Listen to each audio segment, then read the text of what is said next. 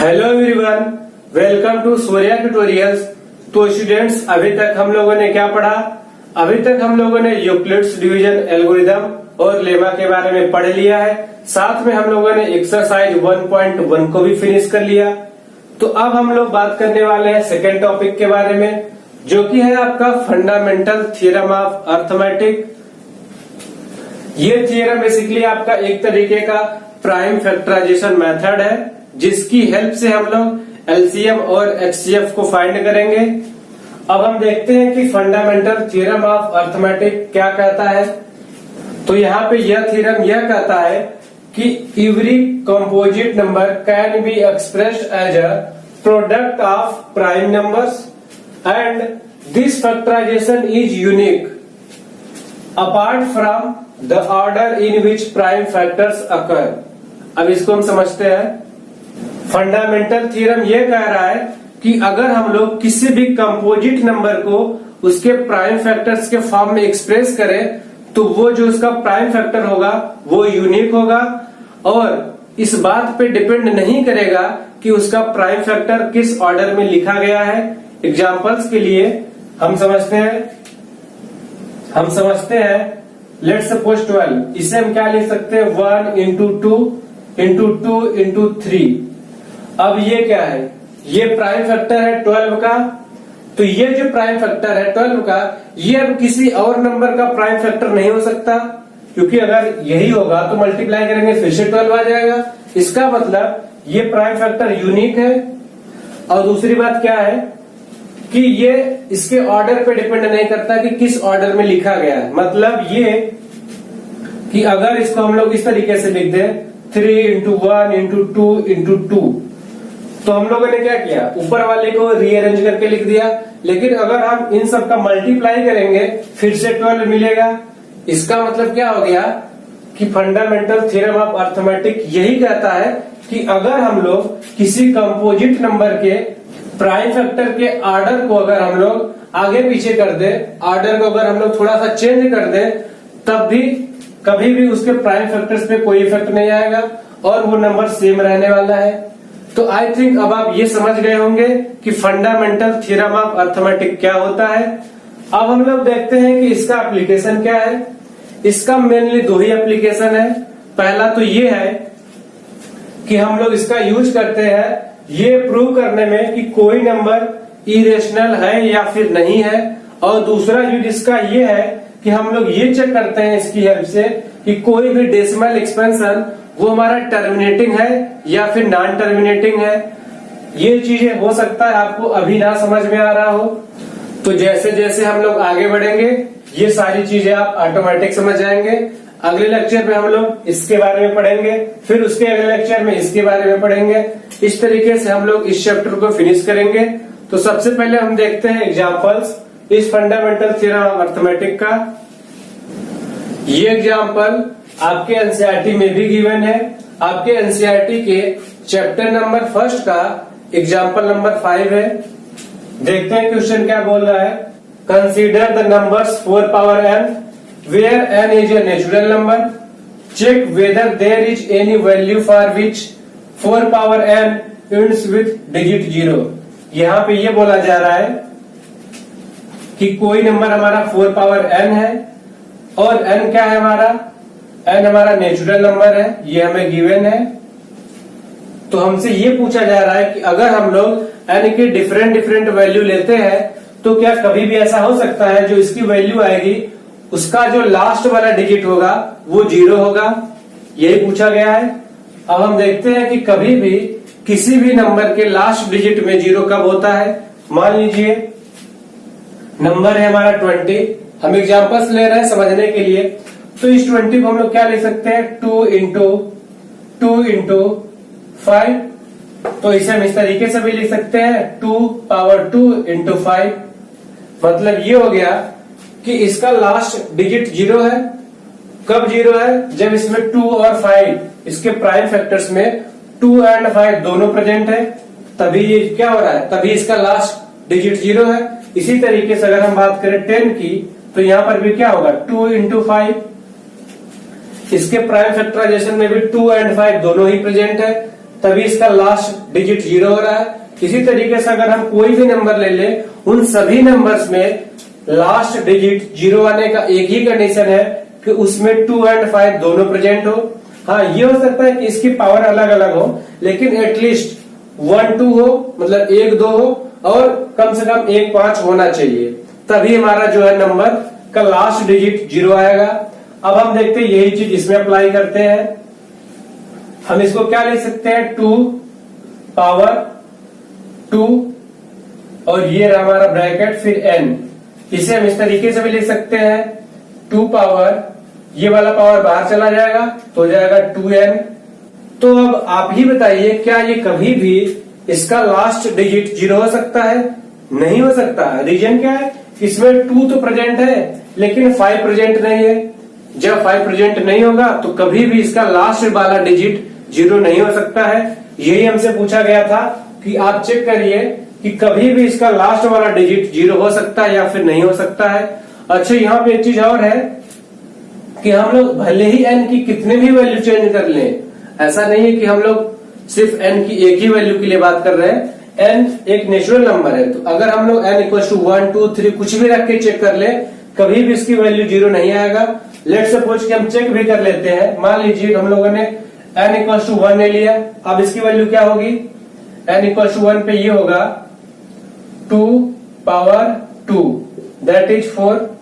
तो हम लोग ये देख रहे हैं कि अगर हम लोग n की अलग अलग वैल्यू लेके चेक भी कर ले, तब भी कभी भी ऐसा नहीं होगा इस नंबर का लास्ट डिजिट 0 आए। तो हम ये कह सकते हैं कि कभी भी 4 पावर n का जो लास्ट डिजिट होगा वो 0 नहीं आएगा। रीजन ये है कि इसमें 2 एंड 5 दोनों प्रेजेंट नहीं है। 1 प्रेजेंट है, 2 प्रेजेंट है, लेकिन 5 नहीं है। ऐसा भी हो सकता है कि 5 प्रेजेंट हो, 2 ना हो, तब भी क्या होगा, लास्ट डिजिट 0 नहीं होगा। लास्ट डिजिट 0 एक ही शर्त पे होगा, जब उसमें 2 एंड 5 दोनों प्रेजेंट होंगे। इसमें प्रेजेंट नहीं है 2 एंड 5, इस वजह से कभी भी इसका लास्ट वाला डिजिट 0 नहीं होगा। तो आई थिंक अब आप इस क्वेश्चन को समझ गए होंगे। तो अब हम लोग एलसीएम और एचसीएफ निकालना सीखते हैं। सबसे पहले हम एक एग्जाम्पल को कंसीडर करते हैं। ये एग्जाम्पल नंबर 6 है आपके एनसीईआरटी का। आपको एलसीएम और एचसीएफ दोनों ही निकालना है। नंबर गिवन है 6 एंड 20। तो देखते हैं किस तरीके से निकालना है। हम लोग 6 को क्या लिख सकते हैं, इस तरीके से। ये बेसिक तरीका है एलसीएम और एचसीएफ फाइंड करने का। तो क्या करेंगे हम लोग, यहाँ पे डिवाइड करेंगे, कोसेंट 3 आएगा। 3 से डिवाइड करेंगे, कोसेंट 1 आएगा। जैसे ही कोसेंट 1 आएगा हम लोग वहीं पे स्टॉप हो जाएंगे। तो हम ये कह सकते हैं कि 6 इक्वल टू 2 इंटू 3, 2 इंटू 3। अब ऐसे ही हम लोग 20 को देखते हैं। 2 से अगर हम डिवाइड करें इसे तो कोसेंट 10 आएगा। फिर 2 से डिवाइड कर सकते हैं, कोसेंट 5 आएगा। 5 से डिवाइड करेंगे, कोसेंट 1 आएगा। जैसे ही कोसेंट 1 आएगा हम लोग यहीं पे स्टॉप हो जाएंगे। अब हम लोग देखते हैं 20 का प्राइम फैक्टर क्या हो गया, ये वाला होगा 2 इंटू 2 इंटू 5। मतलब हम ऐसे भी लिख सकते हैं, देखिए 6 equals to 2 into 3 and 20 equals to 2 power 2। 2 कितनी बार है, 2 बार है। 2 पावर 2 इंटू 5। अब हम इसका एलसीएम निकालते हैं। सबसे पहले देखते हैं क्या होता है एलसीएम। एलसीएम निकालने के लिए प्राइम फैक्टर्स में हम लोग सबसे पहले ये देखते हैं कि जितने भी प्राइम नंबर है उन सब का मैक्सिमम पावर क्या है। मतलब सबसे पहला प्राइम नंबर क्या है, इसके फैक्टर्स में 2 है, तो इन सभी में 2 का मैक्सिमम पावर क्या है, 2 है। यहाँ पे 1 है, यहाँ पे 2 है, तो हम लोग मैक्सिमम वाला पावर लेंगे 2 पावर 2 इंटू अगला फैक्टर क्या है, 3 है। इसमें क्या है, इसमें क्या है 3 पावर 1, और यहाँ पे 3 नहीं है, इसका मतलब 3 पावर 0 है। तो मैक्सिमम पावर क्या हो जाएगा, 1 हो जाएगा, 3 पावर 1। इसी तरीके से अगला फैक्टर 2 है, ये हम लोग ले चुके हैं। 5 है, 5 का यहाँ पे मैक्सिमम पावर क्या है, 1 है, और ऊपर वाले में 5 नहीं गिवन है, तो हम बोल सकते हैं कि 5 पावर 0 है। इसका मतलब 5 का मैक्सिमम पावर क्या होगा, 1। अब ये जो इसकी वैल्यू आएगी वो हो जाएगी हमारी एलसीएम। तो क्या होगा, 4 इंटू 3 इंटू 5। 4 5 जा 20, 23 जा कितना हो जाएगा 60, 60 हमारा एलसीएम हो गया। अब हम देखते हैं कि एचसीएफ क्या होगा। एचसीएफ का मतलब होता है हाईएस्ट कॉमन फैक्टर।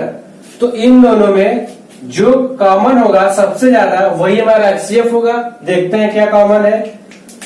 यहाँ पे क्या है हमारा 3 है। सबसे पहले हम 2 को देखते हैं। यहाँ पे 2 है, यहाँ पर भी 2 है, यहाँ 2 पावर 1 है और यहाँ 2 पावर 2 है। तो इन दोनों में कॉमन क्या होगा 2 होगा। अब 3 यहाँ है, 3 पावर 1 है, यहाँ पे 3 पावर 0 है, तो क्या होगा इसमें कोई भी कॉमन नहीं होगा। इसी तरीके यहाँ से 5 पावर 0 है, यहाँ 5 पावर 1 है, मतलब यहाँ पे 5 नहीं है और यहाँ पे 5 है। तो इन दोनों में कोई कॉमन हुआ, कोई नहीं हुआ, मतलब सिर्फ 2 ही कॉमन हुआ इन सब में। तो इसका एचसीएफ हो जाएगा 2। जिस तरीके से एचसीएफ का मतलब होता है हाईएस्ट कॉमन फैक्टर, उसी तरीके से एलसीएम का मतलब होता है लिस्ट कॉमन मल्टीपल। ये चीज आप याद रखिएगा।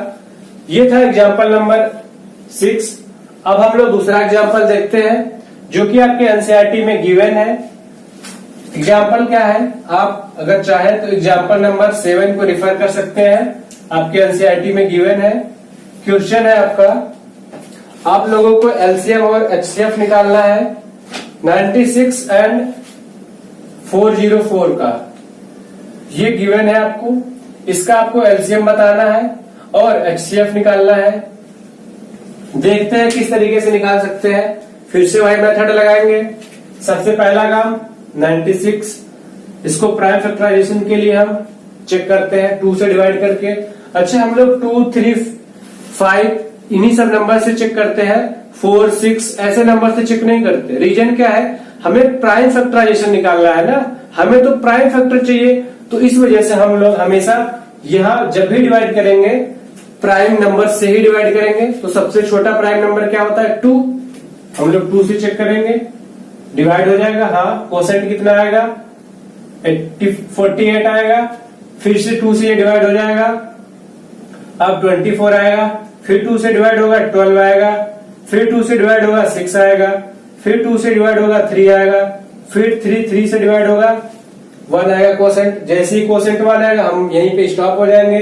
अब हम ये बोल सकते हैं कि 96 इक्वल्स टू क्या हो जाएगा 2 कितनी बार है 1 2 3 4 5, 2 पावर 5 इंटू क्या है 3।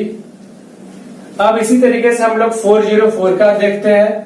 404 का प्राइम फैक्टराइजेशन के लिए ये 2 से डिवाइड होगा, चेक करते हैं। हाँ, हो जाएगा 202 मिलेगा। फिर 2 से डिवाइड करेंगे 101 मिलेगा। अब 101, अब ऐसा कोई नंबर नहीं है जो 101 को डिवाइड कर सके, तो हम लोग क्या करेंगे 101 को खुद से डिवाइड करेंगे, कोसेंट 1 आएगा, हम लोग यहीं पे स्टॉप हो जाएंगे। इसका मतलब 404 का प्राइम फैक्टर क्या होगा 2 कितनी बार है 2 बार है, तो 2 पावर 2 इंटू 101। अब ये वाला हो गया, इसको हम यहीं पे लिख लेते हैं 96 इक्वल्स टू 2 पावर 5 इंटू 3। अब हम लोग एलसीएम और एचसीएफ को निकालते हैं। सबसे पहला काम एचसीएफ निकालते हैं। हाईएस्ट कॉमन फैक्टर, इन दोनों में जो कॉमन होगा वही हमारा एचसीएफ होगा। कॉमन क्या है इन दोनों में, यहाँ पे 2 पावर 2 है और यहाँ पे 2 पावर 5 है, तो इन दोनों में हम बोल सकते हैं कि 2 पावर 2 ये कॉमन होगा इन दोनों में। 101 यहाँ पे है लेकिन यहाँ पे 101 नहीं है, तो 101 कॉमन नहीं हो सकता है। इसी तरीके से यहाँ पे 3 है और इसमें 3 नहीं है, तो 3 भी कॉमन नहीं हो सकता। इसका मतलब जो सिर्फ कॉमन हो सकता है वो है 2 पावर 2 दैट इज 4। इसकी वैल्यू क्या होगी 4, तो इसका एचसीएफ क्या आएगा 4। अब हम इसका एलसीएम देखते हैं। एलसीएम कैसे होगा, अब इन दोनों में जितने भी फैक्टर्स हैं उन सब के मैक्सिमम पावर को देखेंगे। तो 2 का मैक्सिमम पावर क्या है इन दोनों में मिला के 2 पावर 5 है, ठीक। अगला फैक्टर है 101। 101 की मैक्सिमम पावर क्या है, यहाँ पे 1 है, यहाँ पे तो है ही नहीं, मतलब 101 है इंटू 2 का पावर हम लोग ले चुके हैं। 3 का देखते हैं, 3 का मैक्सिमम पावर क्या है इन सभी में 1 है, तो 3 हो जाएगा। अब अगर हम इसका मल्टीप्लाई करें, ये पावर में है, तो हमें क्या मिलेगा, तो हमें यहां से मिल जाएगा 9696। तो इस तरीके से हम लोगों ने एलसीएम और एचसीएफ को फाइंड कर लिया। और यहाँ पे हमारा जो एचसीएफ है वो 4 है और एलसीएम 9696 है। अब यहां से इंटरेस्टिंग रिलेशन जो है हम लोग देख सकते हैं। देखते हैं क्या है। देखिए, अगर हम लोग एलसीएम इंटू एचसीएफ कर दे और ए इंटू बी होगी, मतलब जिस तरीके से ये नंबर क्या था हमारा, अगर हम मान लीजिए हमारा ए है और दूसरा हमारा बी है। अच्छा, ये वाला जो रिलेशन है ये सिर्फ दो ही नंबर्स के लिए पॉसिबल है। तो अगर हम लोग मान लें कि ये ए है और ये बी है, अगर हम इन दोनों नंबर का एलसीएम निकालें और इन दोनों नंबर का एचसीएफ निकालें और उन दोनों का अगर हम मल्टीप्लाई कर दें तो क्या मिलेगा हमें, ए इंटू बी मिलेगा, मतलब 96 इंटू 404 मिलेगा। यही है। अच्छा, इसे हम इस तरीके से भी लिख सकते हैं, LCM a comma b into HCF a comma b equals to a into b. इस तरीके से आपके बुक में लिखा हुआ मिलेगा आपको। दोनों का मतलब सेम है। अब हम ये वेरीफाई करते हैं, ये जो हम लोगों ने रिलेशन देखा क्या इस पे अप्लाई हो रहा है, चेक करते हैं। देखते हैं LCM of a into b, sorry LCM of a comma b. तो इसका एलसीएम क्या आया यहाँ पे 96 इंटू एचसीएफ क्या आया 4 कर दिया हम लोगों ने, equals to a into b. तो ए हमारा क्या है 96 है, बी हमारा 404 है, 96 इंटू 404। तो अगर हम लोग इन दोनों नंबर का मल्टीप्लाई करें तो हमें मिल जाएगा 38784 और इन दोनों नंबर का मल्टीप्लाई करें तो 38784। मतलब लेफ्ट हैंड साइड और राइट हैंड साइड हमारा इक्वल है। यहाँ पे हम बोल सकते हैं LHS इक्वल्स टू RHS है। इसका मतलब ये वाला जो रिलेशन है वो इसके लिए क्या है, सेटिस्फाइड है। तो हम बोल सकते हैं कि हम लोगों ने पहले एलसीएम निकाला, फिर एचसीएफ निकाला, फिर हम लोगों ने इस रिलेशन से वेरीफाई कर लिया कि ये एलसीएम और एचसीएफ करेक्ट है या फिर नहीं। ये जो आपको रिलेशन पता है इसका क्या यूज है, देखिए अगर हम लोग को एलसीएम पता हो यहाँ से और एचसीएफ ना पता हो तो हम लोग निकाल सकते हैं, और अगर हम लोग को एचसीएफ पता है एलसीएम नहीं पता है तो एलसीएम भी निकाल सकते हैं। इसके लिए हम लोग कुछ एग्जांपल्स देखते हैं। मान लीजिए आपको दो नंबर गिवन है 2 and 4, ये आपको गिवन है और आपको क्वेश्चन में ये भी गिवन है कि जो इसका एलसीएम है वो 4 है। तो आपसे बोला जा रहा है कि आप एचसीएफ को फाइंड करिए। अब हम किस तरीके से करेंगे देखते हैं। देखिए अभी हम लोगों ने क्या पढ़ा कि LCM of a comma b into HCF of a comma b equals to a into b. ये रिलेशन अभी हम लोगों ने पढ़ा। ये बहुत ही इंपॉर्टेंट रिलेशन है, आप इसे नोट करके लिख लीजिए। अब हमें LCM of a comma b, ये हमें पता है इस क्वेश्चन में क्या है 4 है, into HCF of a comma b, यही तो हमें फाइंड करना है एचसीएफ, हमने एज इट इज लिख दिया। अब ए इंटू बी, तो यहाँ पे ए और बी क्या है 2,4 है, ये हमारा ए है, ये हमारा बी है, ए कामा बी। तो यहाँ पे हमें क्या मिल जाएगा 2 इंटू 4। तो यहाँ पे हमें क्या मिलेगा एचसीएफ इक्वल्स टू 2 इंटू 4, ये वाला 4 डिवाइड हो जाएगा 4, तो 4 से 4 कैंसिल। यहाँ पे हमें क्या मिल जाएगा एचसीएफ इक्वल्स टू 2। तो आई थिंक अब आप ये समझ गए होंगे कि इस रिलेशन का यूज करके हम लोग अगर हमें एक चीज दिया है तो दूसरा कैसे निकालेंगे। यहाँ पे हमें एलसीएम गिवन था, हम लोगों ने एचसीएफ निकाल लिया इसी मेथड से। तो आई थिंक अब आप समझ गए होंगे एलसीएम और एचसीएफ कैसे निकालते हैं। ये था एक साधारण तरीका। तो अब हम लोग रेशनल नंबर या फिर डेसिमल नंबर का एलसीएम और एचसीएफ निकालना सीखते हैं। हालांकि ये आपके एग्जामिनेशन के पॉइंट ऑफ व्यू से इम्पोर्टेंट नहीं है, लेकिन सीखने के लिए आप सीख सकते हैं। देखते हैं किस तरीके से निकालना है। अगर आपका नंबर अच्छा रेशनल या फिर डेसिमल होने का मतलब क्या हो गया, अगर नंबर हमारा p/q के फॉर्म में है तभी तो नंबर हमारा क्या होगा रेशनल होगा। हम इसी को लेके चलते हैं। तो हम देखते हैं कि एलसीएम किस तरीके से निकालना है। एलसीएम के लिए क्योंकि नंबर हमारा p/q के फॉर्म में होगा, तो हम लोग क्या बोलेंगे कि जो न्यूमरेटर है हमें उसका एलसीएम निकालना है और जो डिनोमिनेटर होगा हम उसका एचसीएफ फाइंड करेंगे। एग्जांपल्स के थ्रू अभी हम आपको समझा देंगे, फिलहाल के लिए आप देखिए। इसी तरीके से हम लोग एचसीएफ निकालेंगे। एचसीएफ के लिए क्या करेंगे, न्यूमरेटर का एचसीएफ ले लेंगे और डिनोमिनेटर का हम लोग एलसीएम निकाल लेंगे। एलसीएम निकालना हम लोगों ने सीख लिया है, ठीक। इस तरीके से हम लोग p/q वाले जितने भी क्वेश्चन होंगे उन सबको सॉल्व कर सकते हैं। एग्जाम्पल से आपको समझाता हूं। मान लीजिए आपको 2/3 एंड 3/10 ये नंबर गिवन है। अब आपसे इसका एलसीएम और एचसीएफ दोनों पूछा गया है, तो आप एलसीएम किस तरीके से निकालेंगे। एलसीएम के लिए आप क्या करेंगे, यहां पे देखिए, अगर आपको एलसीएम निकालना है तो न्यूमरेटर का एलसीएम, बाकी बचा हुआ डिनोमिनेटर का एचसीएफ। इसी तरीके से अगर आपको एचसीएफ निकालना है तो न्यूमरेटर का आप एचसीएफ निकालेंगे, बचा हुआ पार्ट डिनोमिनेटर का आप एलसीएम निकालेंगे।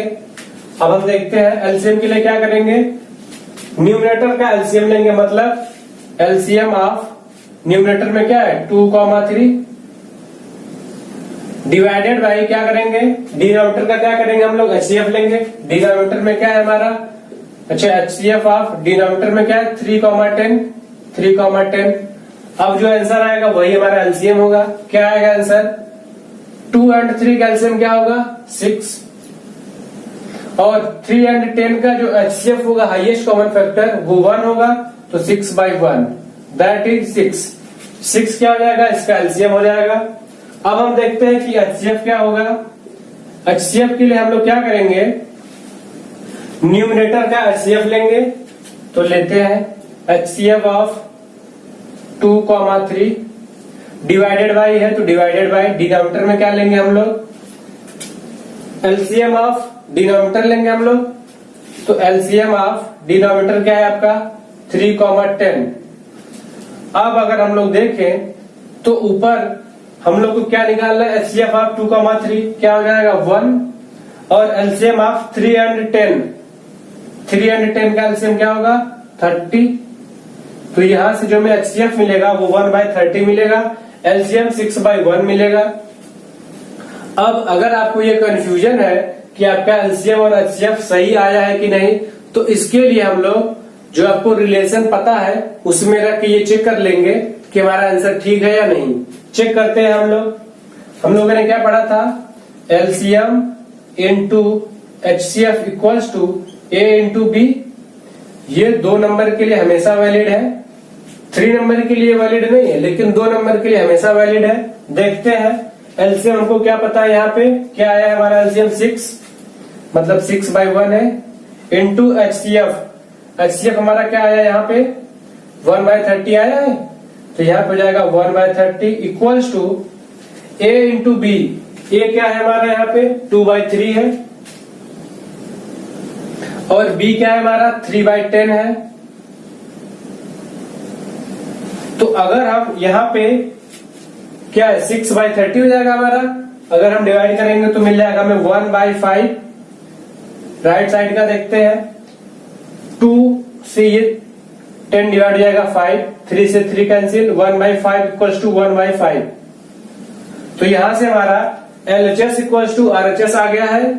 तो हम ये कह सकते हैं कि हम लोगों ने जो एलसीएम और एचसीएफ निकाला है वो करेक्ट है। अब इसी तरीके से हम लोग जो है डेसिमल नंबर का एलसीएम और एचसीएफ निकालते हैं। एक एग्जांपल्स के थ्रू समझने की कोशिश करते हैं, इसको भी देखते हैं। अगर हम लोग ये मान लें कि हमारा 0.3 है नंबर और सेकेंड है हमारा 0.5 मान लेते हैं, इसका मतलब क्या हो गया कि ए हमारा 0.3 है और बी हमारा यहाँ पे क्या है 0.5 है। अभी तक हम लोगों ने रेशनल नंबर देखा था जो p/q के फॉर्म में था, ये वाला पॉइंट के फॉर्म में है, मतलब ये डेसिमल है। हम लोग इसको कैसे लिख सकते हैं, इस तरीके से लिख सकते हैं 0.3। अगर हम लोग पॉइंट को यहाँ पे डेसिमल्स को हटाएंगे तो डिनोमिनेटर में क्या आएगा 10। इस तरीके से अगर हम लोग 0.5 को न्यूमरेटर अपॉन डिनोमिनेटर में लिखना चाहे तो क्या होगा पॉइंट को हटाएंगे, जैसे पॉइंट को हटाएंगे डिनोमिनेटर में 10 लिखेंगे। तो हम लोग इसे और सिंप्लीफाई करते हैं इस तरीके से, 3/10 है और ये क्या हमारा 5/10, तो हम लिख सकते हैं 1/2 है ये हमारा। अब अगर हम लोग इसे ध्यान से देखें तो ये हमारा क्या हो गया है, p/q, मतलब ये हमारा रेशनल वाला बन गया है। रेशनल नंबर का हम लोग एलसीएम और एचसीएफ निकालना सीख चुके हैं, तो अब आप उस मेथड से इसका एलसीएम और एचसीएफ निकाल लीजिएगा। तो आई थिंक अब आप एलसीएम और एचसीएफ निकालना सीख चुके हैं। तो अब हम लोग कुछ और एग्जांपल्स को देखते हैं। क्वेश्चन में कहा गया है find the largest number which divides 129 and 545 leaving remainders 3 and 5 respectively. Solution देखते हैं हम लोग इसका। तो यहाँ पे क्या कहा गया है कि अगर हम लोग 129 को किसी नंबर से डिवाइड करें, लेट सपोज वो नंबर x है, तो यहाँ पे हमें जो रिमाइंडर मिलने वाला है वो है 3। इसी तरीके से अगर हम लोग सेम नंबर से डिवाइड करें 545 को, तो हमें रिमाइंडर मिलने वाला है 5। ये आपको क्वेश्चन में गिवन है, क्वेश्चन को ध्यान से पढ़िए। Find the largest number which divides 129 and 545 leaving remainders 3 and 5। तो अगर हम 129 को डिवाइड करेंगे तो रिमाइंडर 3 आएगा, 545 को करेंगे तो रिमाइंडर 5 आएगा। इसका मतलब अगर हम किसी नंबर को डिवाइड कर रहे हैं और कुछ रिमाइंडर बच रहा है, तो क्यों ना हम लोग ऐसा करें कि अगर हम लोग 129 में से जो रिमाइंडर वाला पोर्शन है अगर हम वो माइनस कर दें, तो अब जो नंबर बचेगा वो टोटल डिविजिबल होगा, मतलब रिमाइंडर 0 आएगा। तो 126 अभी तक हम लोग क्या कर रहे थे, 129 को x से डिवाइड कर रहे थे, रिमाइंडर 3 आ रहा था। तो अगर हम लोग रिमाइंडर को माइनस कर दें तो अब जो नंबर बचेगा ये टोटल डिविजिबल होगा। इसी तरीके से यहाँ पे करते हैं, 545 है हमारा, रिमाइंडर क्या आ रहा था 5। अगर हम लोग इसमें से 5 माइनस कर दें तो अब जो नंबर आएगा आने वाला है, ये जो नंबर है ये अब टोटल डिविजिबल होगा x से। इसका मतलब हम ये कह सकते हैं कि 126 डिवाइडेड बाई x, x से डिवाइड हो जाएगा। इसी तरीके से ये भी होगा हमारा 540 डिवाइडेड बाई x, ये दो नंबर हो गए हमारे। अब हमने आपको एक चीज बताया है, देखिए अच्छा यहाँ पे एक चीज है कि 126 को जो भी नंबर डिवाइड करेगा कभी भी वो 126 से बड़ा नहीं हो सकता, और ऐसे ही जो भी नंबर 540 को डिवाइड करेगा कभी भी उसकी वैल्यू 540 से ज्यादा नहीं हो सकता। इसका मतलब यहाँ पे हमें ये पता चल गया कि जो x की वैल्यू आने वाली है वो हमेशा ही 126 एंड 545 से कम आएगा। मतलब फिर से वही बात आ गया कि जो हमारा आंसर आने वाला है वो हमारा गिवन वैल्यू से कम आएगा, और अगर हमारा आंसर गिवन वैल्यू से कम आएगा तो हम लोग क्या निकालते हैं, HCF। अगर आपको ये नहीं पता है तो आप हमारा पुराना वाला वीडियो देखिए, उसमें हम लोगों ने LCM और HCF के बारे में डिटेल में बात करा है। तो अब देखिए अगर आपका आंसर गिवन वैल्यू से कम आने वाला है तो HCF। अच्छा, इसका अपोजिट भी होता है कि अगर आपका answer greater than given values आ जाए तो हम लोग क्या निकालते हैं, तो उस टाइम पे हम लोग निकालते हैं LCM। अभी फिलहाल के लिए जो हमारा आंसर आने वाला है वो इन दोनों नंबर से कम आने वाला है, मतलब आंसर हमारा गिवन वैल्यू से कम आएगा तो हम लोग क्या निकालते हैं, HCF। तो अब हम लोग क्या निकालेंगे, अब हम लोग HCF निकालने वाले हैं। तो HCF ऑफ किसका निकाल लेंगे, ये जो दोनों नंबर है 126 एंड 540, इसका अगर आप HCF निकालेंगे तो आपको मिलेगा 18। देखिए यहाँ पे मैं आपको HCF निकालना नहीं सिखा रहा हूं, मेरा मकसद ये था इस क्वेश्चन से आपको ये समझाना कि अगर इस तरीके का कोई भी क्वेश्चन आता है तो आप ये देख के बता सकते हैं कि आपको LCM निकालना है या फिर HCF। और ये बताने के लिए आपको ये पता होना चाहिए कि आंसर आपका लेस देन गिवन वैल्यूज आ रहा है या फिर ग्रेटर देन। अगर लेस देन गिवन वैल्यूज आ रहा है तब आप HCF निकालेंगे, अगर आपका आंसर गिवन वैल्यू से ज्यादा आ रहा होगा तब आप LCM निकालेंगे। और यहाँ पे आंसर क्या आ रहा था, लेस देन, तो हम लोगों ने एचसीएफ निकाला। एचसीएफ निकालना आप लोग सीख चुके हैं, तो यहाँ पे जो एचसीएफ आएगा इसका 18 होगा। तो आई थिंक अब आप इस क्वेश्चन को समझ गए होंगे। तो चलिए अब हम लोग एलसीएम और एचसीएफ का लास्ट एग्जांपल देखते हैं। ये एग्जांपल आपके एनसीईआरटी में गिवन है, एग्जांपल नंबर 8 है। क्वेश्चन में आपसे बोला गया है कि आप एलसीएम और एचसीएफ फाइंड करिए। अभी तक आप लोग 2 नंबर का फाइंड करते थे, एलसीएम और एचसीएफ। अब हम लोग को 3 नंबर का एलसीएम और एचसीएफ फाइंड करना है। देखते हैं कैसे करना है। 6 को हम लोग क्या लिख सकते हैं, 2 into 3। 72 को क्या लिख सकते हैं, इसके लिए हम लोग 2 से डिवाइड करके चेक कर लेते हैं, क्या मिल जाएगा हमें, 36। और इसी तरीके से फिर से 2 से डिवाइड होगा 18, फिर से 2 से डिवाइड होगा 9, 3 से डिवाइड होगा, फिर ये 3 से डिवाइड होगा, इस तरीके से। अब इसी तरीके से अगर हम बोले कि 120 का प्राइम फैक्टराइजेशन क्या होगा, 1 2 3, 2 कितनी बार है, 3 बार है, इंटू 3 है, मतलब 3 पावर 2 हो जाएगा। अब इसी तरीके से हम लोग 120 का निकाल के देखते हैं।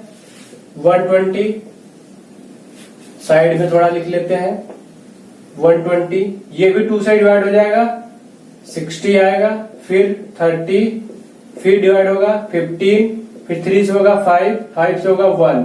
मतलब ये कि 120 का, सॉरी यहाँ 120 नहीं 72 होगा।